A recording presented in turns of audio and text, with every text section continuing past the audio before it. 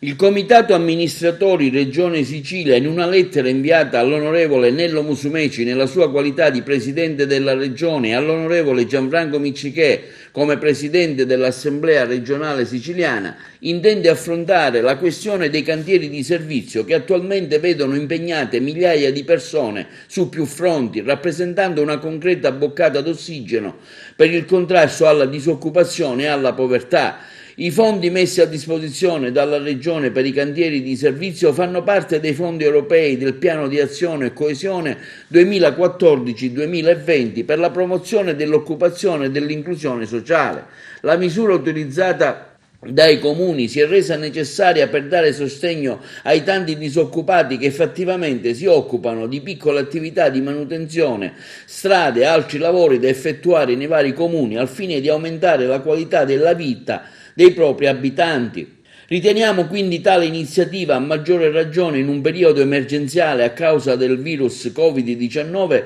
sia da incentivare in quanto è senza dubbio una seria azione che oltre a dare un aiuto a un congruo numero di disoccupati permette l'opera necessaria di riqualificazione e manutenzione di tante aree spesso degradate. Pertanto il Comitato Amministratori Regione Siciliana fa appello alla sensibilità dei destinatari della presente nota, chiedendo a ognuno in base alle proprie competenze di attivare ogni procedura ritenuta utile per porre in essere nuovi cantieri di servizio in tutto il territorio siciliano, facendovi interpreti dell'appello accorato delle comunità locali. Sono oltre 100 gli amministratori locali che hanno sottoscritto l'appello, tra cui il sindaco di Ravanusa, Carmelo D'Angelo.